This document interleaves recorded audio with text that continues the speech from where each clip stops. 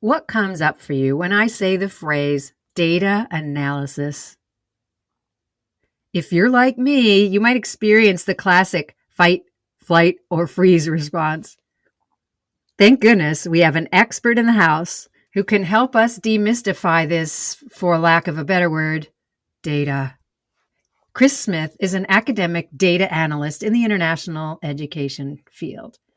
Through his 25 years in education, he noticed schools and educators collecting data but seeming overwhelmed by it or needing help knowing what to do with it. I can relate to that, Chris. So he began coaching, teaching, and consulting with schools and educators to help them discover what data they needed and how they could turn it into information that led to useful insights and informed decision making. Chris has engaged with school districts in the United States and international schools worldwide through this work. Chris is passionate about helping educators and school leaders save time and make sense of their data. Doesn't that appeal? Our guiding question was, why is data gathering and analysis so important in our schools? We also had a second question. How are technology and information processing integral to teaching and learning in our schools? Here are a few of the topics Chris covered in this episode. Defining the term data in education. Instead of data-driven decision-making, using the term data-informed decision-making. Gathering data in the classroom to inform instruction and further assessments. Data visualization. Drawing data from qualitative and experiential learning experiences, including concept-based learning experiences. Trends regarding data in international schools. Digital citizenship and digital wellness. Generative AI in schools. Recruiting and important skill sets regarding technology, information use, and data interpretation, which connects to data literacy for educators. This show was recorded on March 27, 2024. Get ready to get more comfortable with the world of educational data gathering and interpretation, thanks to the straight-talking, very down-to-earth Chris Smith. Hello, Chris. Welcome to the Educators Going Global podcast. As a couple of instructional technologists here, we are really looking forward to hearing you explain about data and where we are in the world of instructional technology. But let's start with, where in the world are you? Thank you, Audrey and David, for welcoming me onto the podcast. So a little bit about where I'm at right now. My current role is technically an academic data analyst in the international education field. I've been overseas for more than 25 years now.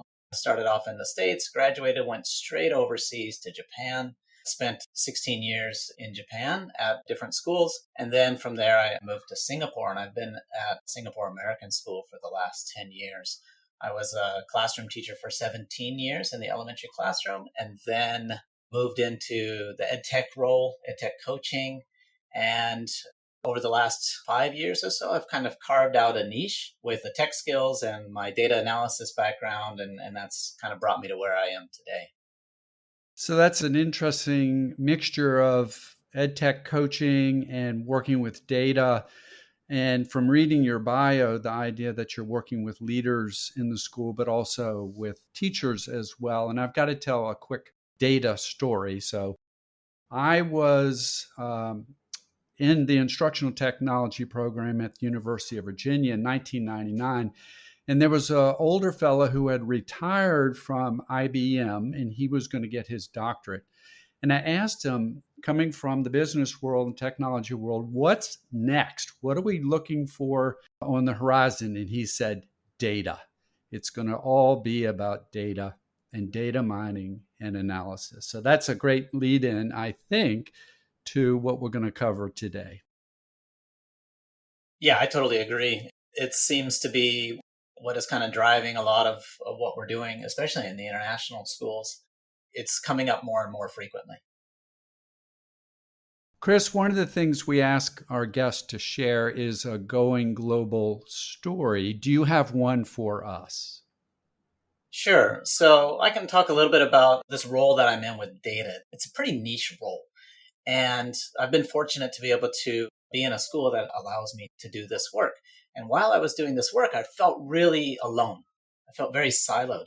And so I started reaching out to my professional learning network. I wanted to grow that around data because I wanted support. And this happened right around COVID. And so we started creating this little mini network. We were able to get together. And then that network started out with about 14 people. It eventually grew to now it's over about 200. And through that, I have been asked to basically create a community of data-minded educators. I've been fortunate enough to be able to connect with these people. And now I'm able to consult with schools all around the world. And I started a conference called Data in Schools. We just finished a conference in India. And prior to that, we were in Singapore and we were in Amsterdam. And then we're coming back to Singapore. And then we're going to be off to Frankfurt. And we have Melbourne wants us to come down. And so it's really, really exploded. And so this idea around data is growing. And I've been able to make a lot of connections that I didn't think I would have been able to do otherwise. So that's been a really exciting transition. What a fabulous story. And I'm so glad to hear that you have found your people, your data minded educators, because before I ask the guiding question, I'm just going to come clean here. And as a teacher, I hear that word data and my eyes glaze over and I'm thinking, oh no, here comes a bunch of numbers and tables and graphs that I'm not going to understand and I'm not going to know how to apply those to my practice. So I'm hoping that you're here to help to demystify some of that stuff for us not so mathematical people. But here's our big guiding question, then we'll go into some supporting questions. So, why is data gathering and analysis so important in our schools? Is one of our questions. And then we're going to have a section on that. And then the second question is, how are technology and information processing integral to teaching and learning in our schools? So we'll dive into those in a little more detail. First, let's start with the guiding question related to data. So, what is meant by the term data in education, Chris? Well, I think this term data in education, it depends on who you ask. I can speak to my personal interpretation of what that means based off of my experiences. I think it's about the information that we collect about our students, our programs, our community, and what we use to help us make decisions. And the more obvious areas are things like, say, assessment scores, looking at student performance, maybe attendance data. Could be also staff retention in your HR department, maybe looking at where our students are coming from in international schools, the citizenship. Recently, there has been a shift in the data that we collect, especially around well-being and around student voice and about hearing about not just the numbers, right? But actually the thoughts and opinions and feelings and emotions that are involved in education. And so when it comes to data, I see it as a lot more than just numbers. So that's what you call qualitative analysis kind of thinking. Yeah, I remember that from university. So as I say, I'm glad you're here to help us to understand it better. And you were just using the term data-driven decision making. So we're putting you on the spot again. How do you define data-driven decision making? So upfront, I don't really like the term data-driven decision making. I prefer data-informed because data-driven decision making comes from the business world. And it's the idea that data never lies. And that even if it goes against our intuition, we should be using data to make decisions. And it's about looking at that data first, and then we use that to decide how we're going to move forward as an organization or as a business. The term that I tend to use is data informed. And the reason is that data informed, yes, we use the data. Yes, we need to make decisions with data because we don't want just our gut feeling, right? As teachers and as educators, we are extremely emotionally connected to our students. We care about them and we want what's best for them. But at times we can also be triggered by that. And so we don't want that to have an impact on decisions that we make. That being said, we do need to collect data, but we also know that that's not the only thing that we look at. And so we just need to make sure that we're taking a look at a bunch of other relevant factors that could come into play while also keeping in mind the data to help us make those decisions.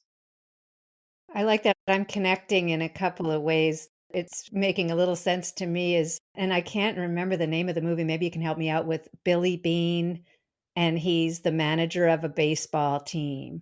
And Moneyball. he makes his Moneyball. decisions. Moneyball, thanks. And he builds a good team of players that are not the high end ones and using the data. And then the stock market and buying ETFs and letting it follow the index rather than using, like you said, emotional decisions to drive your buying and selling that may not actually prove to be the best long-term decisions. So anyway, those couple connections for me. So you're starting to clear the waters for me a little. So here's another question now. Let's try this one. What are some well-known aspects of schools from which data can be drawn and analyzed? And then maybe some lesser known areas that you can take data from and improve in those areas. Sure. Well, I think some of the more obvious areas which we use data in schools is when it comes to students' performance and achievement. That seems to be the most common area.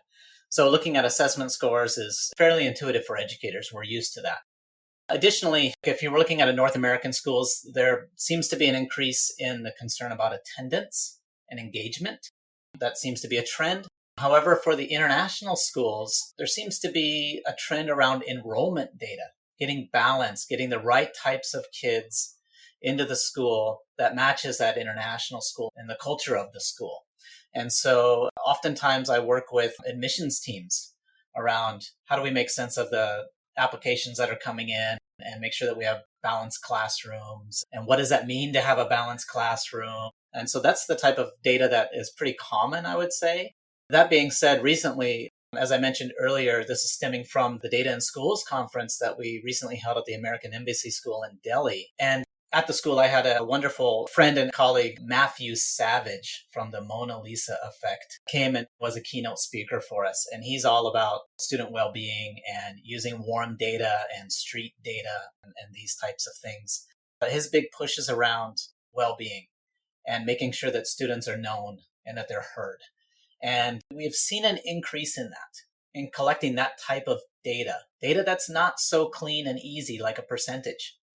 And so how do we collect that? How do we gather that? How do we make sure that we're hearing student voice? How do we make sure that we're hearing teacher voice, counselor voice, administrator voice, parent voice? And then when that comes in, how do we use that to, as we said, make informed decisions about our programs, about our school, and about student well-being? So that's kind of what I see as some of the lesser known areas, but they're definitely gaining traction. So I'm hearing a very holistic approach, which we've always had in schools. So it's pretty cool, the idea that you can bring in the hard factual data, but you also can be reaching out for student voices, teacher voices, and then other areas of the school, as Audrey was saying, more qualitative. So that's pretty cool that you're bringing in all aspects. But let's drill down a little bit on the formative and summative assessments. So how can the data that we pull in from both types of assessments and other sources inform our instructional design and further assessments? One of the things that I notice in schools, when I talk to schools that need support around collecting data, organizing, assimilating data, oftentimes they gather data because somebody said they should gather data. They don't know why they're gathering the data. They don't know what they're going to do with it. They don't know where they're going to put it. And then later on, how to go find it.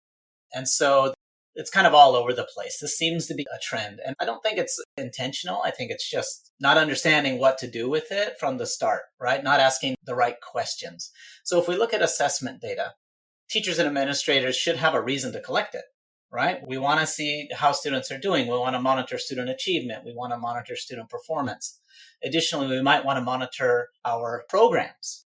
Is the curriculum that we're using in the best interest of our students? Are the types of assessments that we're giving, are we really creating rich, common formative assessments that give students multiple opportunities to show achievement? And so the data that we should be collecting should be around that, right? And if the data that we're collecting does not inform that, then teachers and administrators should step back and start to ask some of those questions, like, why are we collecting this? Are we using it? And if it's not being used, then maybe they need to look at maybe not collect it. Maybe it's not necessary to collect it, right? I think a lot of times we survey and assess our student body to death, right? And so having a little bit more of a strategic approach to what we're asking of our students and our teachers and parents even, and just being more strategic about how we collect that data and why we're using it, then it's going to actually inform what happens in the school, right? Because it'll be applied because they know that they need it because they have a reason to collect it. Yeah, thing that pops in my head is the MAP test, because I've been in so many schools where they do the MAP test and then nobody knows what to do with the information that comes out of it and how to apply it to their classes and the value of it. And my husband's a math teacher, and he's been a strong proponent of, like, let's teach people how to use this once they've gathered this data. So yeah, I think that's a prime example.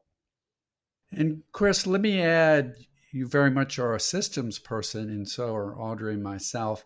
It sounds like, as part of the systematic gathering of data, what schools should do is build in a review process that says, is this data that we've gathered and we've tried to use it really helpful? Because as we know with so many schools, we keep adding so much to the plates, but have it built in to say, you know what, this isn't informing us like we want it to. So we're going to drop it. So that sounds like a good idea to me. I agree. So feedback loops, right? Building in feedback loops. And whether that's with administrative teams or teachers, I think that those are essential. It's just the same thing as like there's a trend in coaching right now. And coaching is all about providing feedback and support for teachers. And so we should be doing that around the systems that we're collecting as well when it comes to data.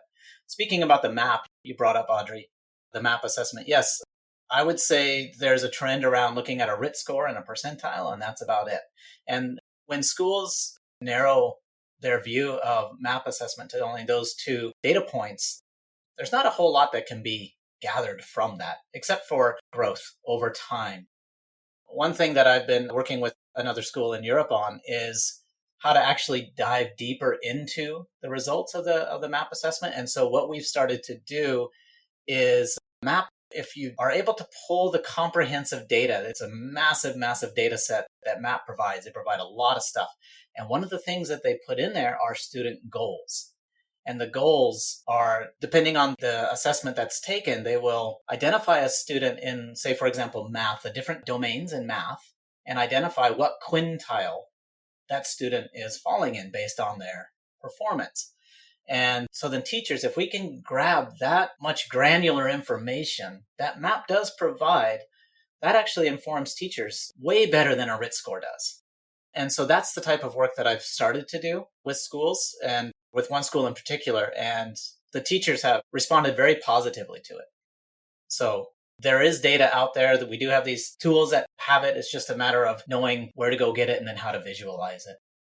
Oh, well, I am so glad you used that word visualize, because one of the aspects of your work is data visualization. Could you please tell us more about that? Yeah, data visualization. So this is funny enough, I've been doing this for decades, but I didn't even know the term myself until probably the last maybe 6 or 7 years. So data visualization is basically charts and graphs, right? Taking data and translating it into information that makes sense to the reader. By nature, as humans, we tend to look at things visually, right? And we're able to make sense of things visually if they're presented in a nice way. That's why infographics are really popular, for example. And so I've spent a lot of my time building my background. I already had a data analytics background, but then building on the visualization part of it, which a lot of it is design. And so how do you make something look good and presentable? And I think that that's what we mean by data visualization. Instead of having a spreadsheet with a bunch of numbers and cells and tables and things, well, how do we actually turn that into a visual representation that is easily understood and that reduces cognitive load by the reader in order to intuitively make decisions and to know exactly what's in front of them? So that's what data visualization is. Well, all I can say is thank you. Thank you for doing that kind of work. Somebody needs to be good at that. All right. Well, let's go back to where we're kind of talking about the holistic approach, maybe away from like math, science scores, things like that, to more of the experiential learning experiences, Week Without Walls, kids involved in athletics, music, programs that don't come down to some specific numbers often. And also, the biggie, concept-based learning, where project-based oriented schools and problem-based oriented schools with the outcomes trying to help students learn about the big ideas. So what are ways that data can be drawn from those learning experiences? Well, I think data can be gathered in a lot of ways. And this is stuff that I'm also very curious about and still experimenting with. But I think it comes down to really asking the right questions first. So if you're running one of those programs like Classroom Without Walls or project-based learning or something like that, what do you want to know? What do you wonder? And then what do you need to help inform instruction or create better experiences for both teachers and students, right? So starting with the right questions to ask. And if you have the right questions, then you can decide what type of data you need to collect, what information you need. Then you can decide, okay, how are we going to do that?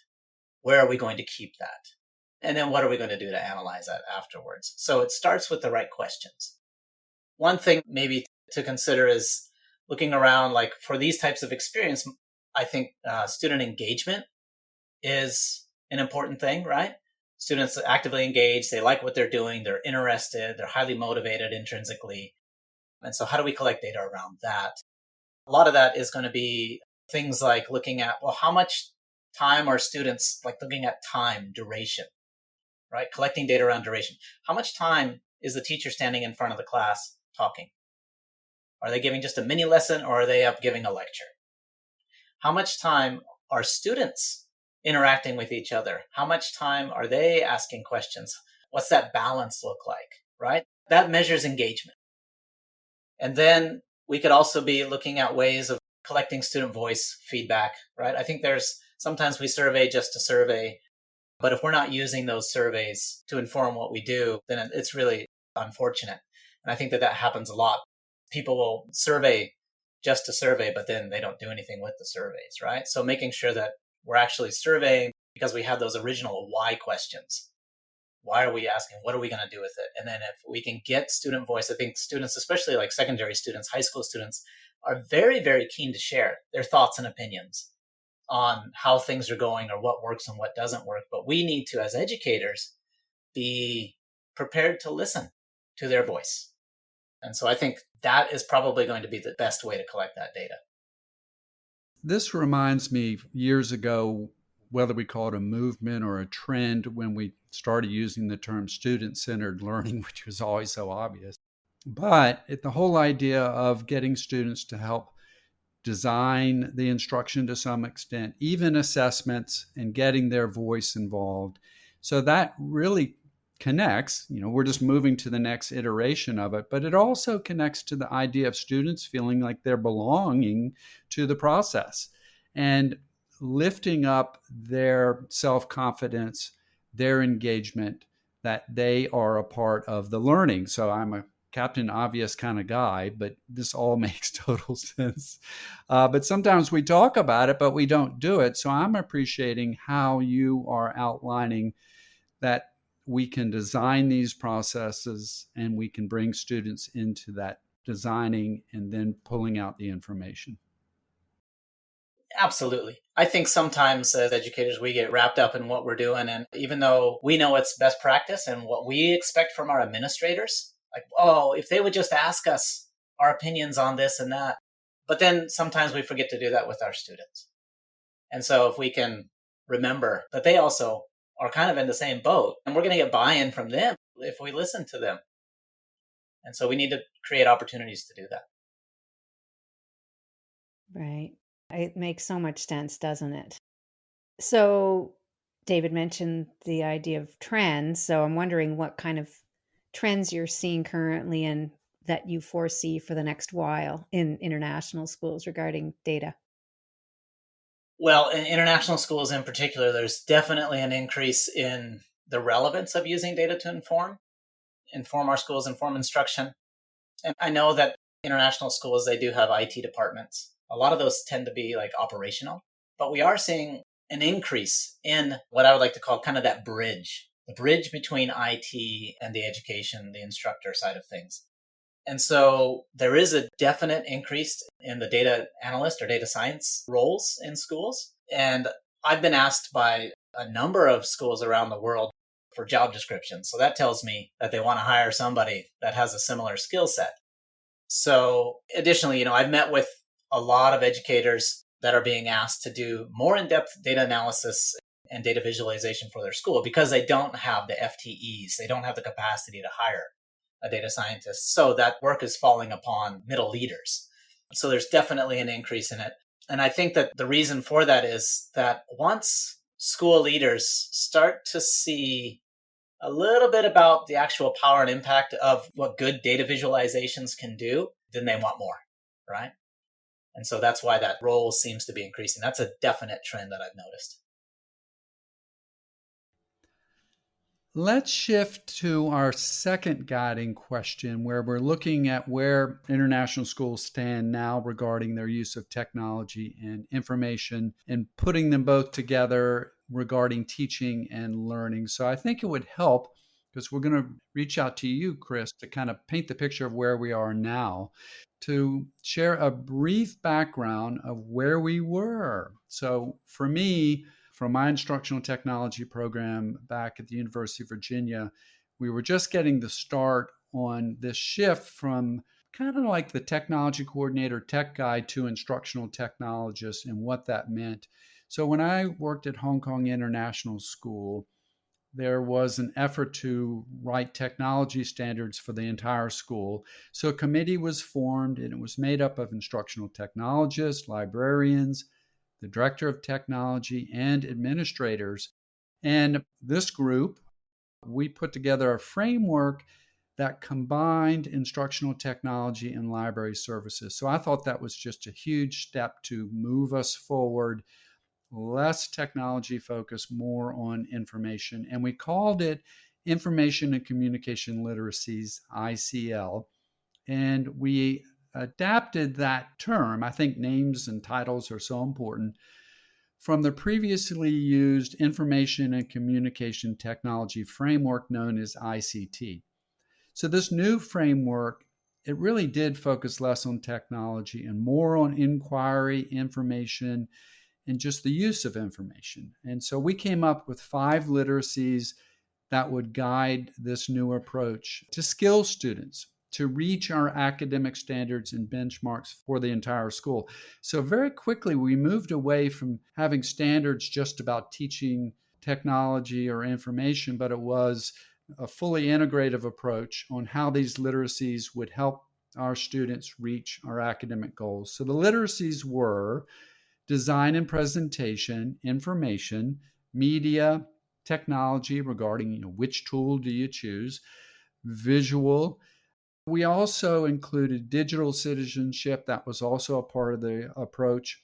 And then kind of moving forward from there, a few years later, ISTE would rewrite their technology standards to be less tool focused and more based on processes, collaboration, and critical thinking.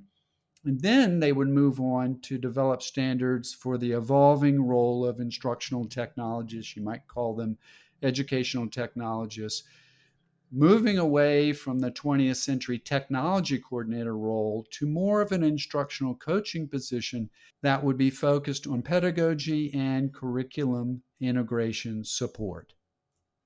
So, Audrey, with all that, if you could lead us into some questions on this second guiding question.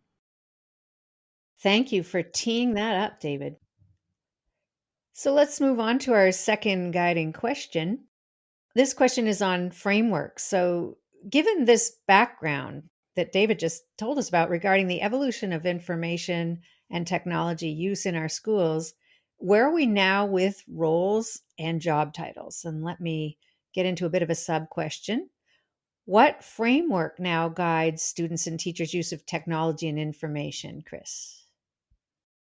Framework, yeah. So that's a great question. So actually, right now we're in the middle of a technology, robotics, and computer science review, going through that. And so in this review, we've surveyed over 20 international schools to actually find out exactly that. And it seems to be a little bit all over the place. That being said, ISTE, CTSA, NGSS, those are the standouts for curriculum frameworks. Digital citizenship is also falling into this, and it's known that that needs to be put into place. And from what we found, Common Sense Media seems to be the go-to for making sure that digital citizenship is integrated. Well, that's good to hear that we're moving forward. And as schools look at what's out there and build their own frameworks, I really appreciate that because back to what I was saying earlier, I thought it was a big deal when we made the shift from being so technology focused because so much of it is about information and what we're doing with it. And now, when you bring in AI and interactions with that, I suspect the frameworks hopefully will include that as well. Let's move on to citizenship and wellness. And notice I didn't say digital, and I've got to get up on my soapbox. I was at a ISTE conference down in New Orleans. God, it must have been 15 years ago. And Alan November was saying, we need to stop saying digital because our world is analog, it's digital, it's everything. The idea you're a citizen wherever you are, whether you're out with your friends or you are on the internet and your social networking. But now, when it comes to wellness, I do think for the time being, it's worth using the term digital because it is so specific. And Jonathan Haidt has a new book out right now that's dealing with young people and their use of technology. So, especially for citizenship, that's one where I just don't use it anymore. So, but I'll use it just for this question. So, where do we stand with digital citizenship and digital wellness within these frameworks that schools are working on? Well, I think this definitely needs to be addressed and incorporated. In the work that I've done with the teams that I've been on, we've tried to, as much as possible, embed this into the role of the classroom teachers, as well as all teachers, right? Your PE teachers, music teachers, your counselors, anybody who is interacting with students should be aware of digital citizenship and citizenship. So, one of the things that we noticed, for example, early on was that there was this kind of default that anything irresponsible happening on an iPad or on a laptop, it's a tech issue, right? If there's an inappropriate search, if there's some type of online bullying or something, well, because it was done on a device, then it's tech. And so then the tech was somehow magically responsible for policing the behavior of a student. And what we were trying to communicate was that in reality, this is actually the responsibility of all educators, not just tech coaches or the tech department. And so, what we need to do as educators on a whole is to help students understand the boundaries both on and off of devices. It doesn't matter if you're on a device or off a device, there's an expectation of behavior and manners, and we should be teaching that and ensuring that they understand that. So, what we have found though is that Common Sense Media does an excellent job of actually incorporating these concepts, and they have a very nice framework that is extremely teacher friendly, student friendly, and also has educational tools for parents as well. What I like about Common Sense Media is that you can run it as we're all together and we're doing this as a class, or you can run it as a student paced lesson. So there's variety built in and it's pretty easy to do.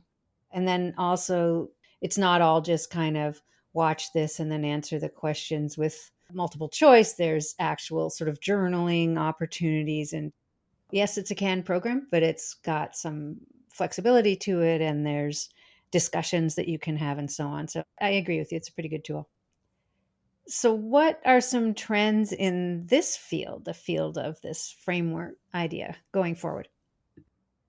Well, I think there seems to be a stronger desire to have more cross curricular integration and done at all levels of the school. Based on my background and experience, this seems to be a bit easier to do in the elementary school and the middle school, especially in the elementary school, one teacher teaching multiple subjects, easy to integrate. As it moves into the high school, it gets a little bit more complicated because students have different tracks and pathways that they're trying to explore in order to meet graduation requirements. And so these classes tend to be standalone with standalone curriculum. So to integrate and to get that overlap and more project-based learning is definitely an area for growth. That being said, I do know a few schools that are working hard to embed technology into other student experiences, such as social outreach or entrepreneurial courses.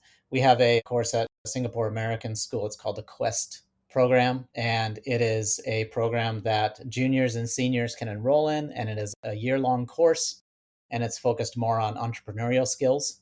So it's highly integrated. They have 3 teachers that work with the students for a year, and then they do projects that integrate tech and integrate all of the different subject areas. So that's one thing that is being done. I would imagine that that type of experience would increase in the international school scene as well. So, as we move to wrap up a bit, again, I'm learning so much and I'm appreciating how you are providing a very humanistic approach to data. And you're catching me up on where things are with instructional technology. I've been out of the biz for a while, so that's been very helpful. So, thank you. Let's look at our listeners who are thinking about going global and they are going through the process. Maybe they're looking at this coming year, they want to start applying for jobs. So, what instructional skill sets regarding technology and information and data do they need to bring to the interview process? Thank you for that question. That's a great question. I think when we take a look at going global and people that are interested in doing this, and what do we need as far as technology, information, and data, being open minded and curious are essential. They need to know that there's more than one way to accomplish a task. And if they're set on the way that they're doing things and they're not open to different ways, they probably aren't going to go very far. They also need to think about one thing that would be helpful is like, well, what do you normally do in your daily life with technology? And then how can you bring that into the classroom to maximize the student experience? In international schools, another thing to keep in mind is the systems that are being used. And this was really helpful for me when I was transitioning to a new school, especially around technology. International schools tend to either be kind of in the Microsoft world or the Apple world. The type of curriculum, whether that be like the IB, PYP, MYP, or the American curriculums, whether they use Google or they don't. And so you might think about, if you're really heavy into using technology, think about what system matches you and see if you can find a school that's using that system. That'll make the entry point a lot easier. So for example, when I was doing a job search this year, I was really only interested in schools that were in the Apple, Google workspace world. And that helped me kind of narrow down the list of schools that I felt that I would be a good fit for. Yeah, it sounds like a good idea. We always tell people to do their research. That's a piece that we'll have to add, Dave, because we don't have it in our spreadsheet that we've been using. So thank you for that. So this is a huge question and could be answered for weeks. However, we're going to ask you to kind of just condense your thoughts down into a relatively brief answer. Tell us about, from your perspective, some advantages and some disadvantages of using generative AI in education. It's definitely gained traction recently, generative AI, and there's a lot of really, really cool things that can be done with it. If used properly, I think that it can really speed up a lot of the mundane tasks and help with having that kind of blank page syndrome. I see it helping there. That being said, it's not perfect.